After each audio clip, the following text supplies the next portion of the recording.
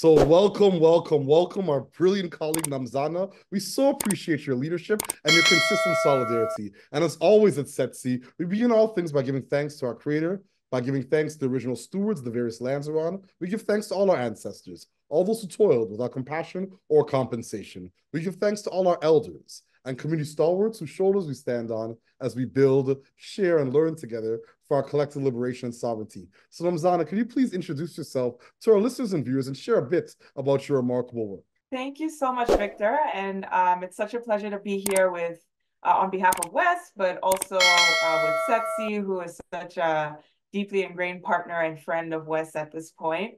I am Nomzana Augustin. Most people call me Zana. Go by she, her pronouns. I'm based out of Washington, D.C. Land acknowledgement to the Nakachak people of the region, who were the original inheritance of this land. So much praise and honor to them. And that is modern day Washington, D.C., which is where I've lived for the last, I would say, 12, 13 years. I am a Zambian, originally from Zambia. I don't like to say originally from Zambia because I'm still Zambian by heart and nature and culture. But if you all know Wes, we are an immigrant refugee organization. And so I am also a proud immigrant that migrated from the continent to the US, spent a little bit of time in Los Angeles, where I did my undergrad, and then came out to DC for grad school, and have sort of settled here with my partner, where we, enjoy living in the city. Now, with the work I do, love working for Wes. Actually used Wes as an international student transferring over from the University of Cape Town to the US. So that was my first familiarity with Wes, which was almost, I guess, 13 years ago. And my career went, after finishing school, undergrad, grad school, jumped right into international development and did some international grant making. My first gig was at Save the Children, and my regional coverage was Africa. Can't even remember now. Africa, and yeah, mostly Africa at that point. After spending time at Save the Children, continued on with international grant making at FHI 360 and expanded my regional coverage to Africa still, but Latin America and the Caribbean. Did a little bit of Eastern Europe as well, and Asia as well. And then decided that I wanted to do some domestic work in the US, just focused on some issues based in the US. America does have issues as well. And so did a little bit of domestic diversity, equity, and inclusion work, DEI work, with an organization called MLT, Management Leadership for Tomorrow. And they focus on getting Black, Hispanic, and Indigenous professionals into high paying and high performing jobs in corporate America. And then got involved with some venture capital work as well through that work, and sort of decided, also was an entrepreneur as well, but decided that, I wanted to go on to the funding side of things after discovering that a lot of funding doesn't go to people like me, who look like me, identify like me, when you're an entrepreneur, but also other people who may experience other marginalized, historically marginalized and excluded experience in the US. And so came across this Wes role, which was the first of its kind. And I am now the Associate Director for Partnerships and Strategic Initiatives on the MARIAM ASSEFA Fund team, where I do co-funding and investor relations with mostly our philanthropic partners in the US and Canada, but also have dabbled. I'm sure you know Smitha, my colleague, and her team have dabbled with some of the impact investing partnerships there too. And yeah, super. I pride myself as like a collaborator in the field. Proud of the work that we do, focusing on immigrants, refugees, and international students, but also just the general people of color community as well. That's incredible. What a wide body of work and extensive background. I'm so impressive, and I just appreciate your leadership and your candor and just sharing this remarkable journey. Thank you for all that you do for so many. Yeah, so my next Thank question. you, Victor. Yeah, what's inspiring you right now? What has you curious, or what's keeping you up at nights? Honestly, I feel like I would be up every single night, but I do have to catch some sleep and rest to show up to work. So, but what keeps me motivated is the sub-grantees and grantee partners that we work with. And I think, having based off of the experience I just shared. So I was an asylum seeker at some point in my migration story as well. And obviously, I'm now American, which is great and everything, but that journey wasn't easy. And I think being in this role and this work and seeing some of the issues front hand being solved, sometimes I'm like, I wish that solution existed when I was going through this experience. And so I would say our grantees, sub-grantee partners who are doing the frontline work, particularly in the US, the border is significant. I didn't have the border experience, but it's still like a critical incident that matters to migration, I think, in North America. It's the deadliest border in the world right now. And so a lot of attention needs to go to solving the issues at the border right now. So the frontline workers and grantees who are doing that work inspire me.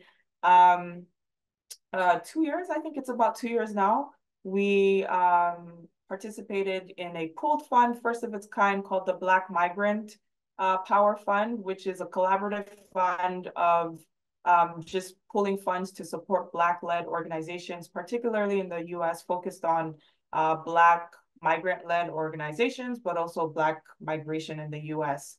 And so the target goal for that was about 10 million. I think they only reached 50%, just given philanthropic dollars and how they flow down to Black communities, but also Black migrant-led organizations. And so obviously that's a really big headache. I've been super invested in that work for the last 2 years. And it's just nice to see how much capital they've raised in the last 2 years.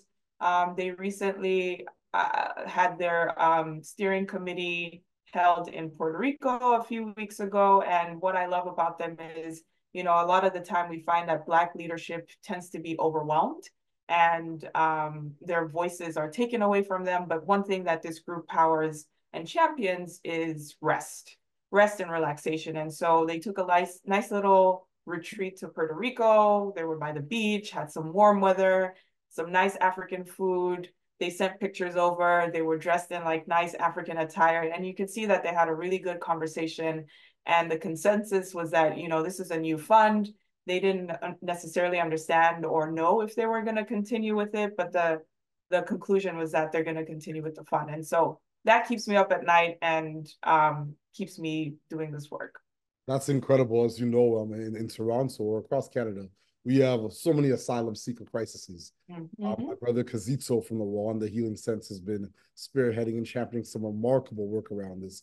But I think that type of leadership should be applauded. And once again, I just appreciate the leadership of Wes to recognize this is more than a worthwhile cause. This is something that should be supported, enabled, incubated, stewarded, and supported. So once again, appreciate your leadership. My next question, and it's a perfect segue, what challenges and barriers do you face in your work? And what are some of the approaches you and your colleagues take to overcome some of these challenges? Yeah, so I think, just talking about Black Migrant Power Fund, but some of the other like pooled funds and investment initiatives that we get involved in, what you'll see across the board with our activities is that WES is not a traditional funder, whether it's on the impact investing side or the grant making side, philanthropic dollar side. We're just not a traditional funder. We're innovative. We practice participatory approaches. We do trust-based philanthropy, and we're very deeply rooted in the community in multiple ways. I think the fund, it's not that the fund and our investment teams exist, but we also have like this policy team that exists, and then WES itself and its core business. And so with that, I think the challenges are that WES is very forward thinking, very futuristic. If anything, we're living in the future at this point. And when we are engaging for somebody who's in a partnerships role, and I get to engage with other funders, other investors, when we're working with them, the challenge is that they're very deeply rooted in traditional philanthropy and traditional impact investing. And what that means is that a lot of the time, they have this very heavy-handed board that says, we want funding to go to XYZ people or on XYZ themes and topics. And that doesn't allow much room for innovation, creativity, and new problems to be solved, especially, we're going through time. There's going to be new issues that come up. And with such an approach, problems just don't get solved. And so I think that's the biggest challenge that we find is, especially in a collaboration sense, is who else is working like us? What other funders are out there that are working like us? And if there aren't funders who are working like us, how do we mobilize resources for, especially our grantee and investee partners, to sort of like solve the problems that they're looking to solve? Because if the money doesn't exist, first of all, WES is a pretty small fund. We don't have enough to solve all the problems in the world. If the money doesn't exist, we have to look at other funders and partners to bring in their resources to solve these issues. And yeah, when we have funders or collaborators who are just like, oh no, we don't care about immigrants. Oh no, we don't care about BIPOC communities. Oh no, our board says we can't do that. Our reporting structure is, very rigid. Our leadership team has no representation of like the community. And so they can't even fathom some of the problems that exist in the communities. So they're not even thinking about funding these things. So yeah, I think that's the big challenge sometimes. But at the same time, there's a lot of people like us, so we don't sweat the people who aren't thinking like us. Indeed, indeed. I couldn't agree more. And I think your values align with the folks doing the work.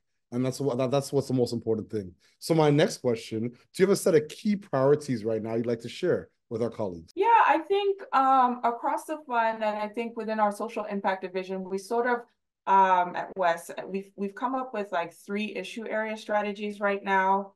Obviously, there's a general focus that WES typically does, which is immigrants, refugees, international students. And so based off that, we've created 3 issue area strategies. There's probably going to be more over the years, but the first 3 are international students, displaced people, and a focus on employer practices. And then we also have a few tangent areas that sort of like fit under those descriptions, which might come across like under like climate justice or, sponsorship, supporting students through education, which sort of fit through under those buckets. Particularly at the fund, maybe it's sort of like a matrix across the 3 issue area strategies. We have 4 core pillars that we care about, which are opportunity, power, wealth, and justice to these groups. And so within our opportunity bucket, we're thinking about economic opportunity for international students, immigrants, and refugees. That could be jobs, education, income. Then there's the power bucket, which is really shifting power to especially like historically excluded and marginalized leaders, BIPOC leaders most of the time, but there are some other groups as well.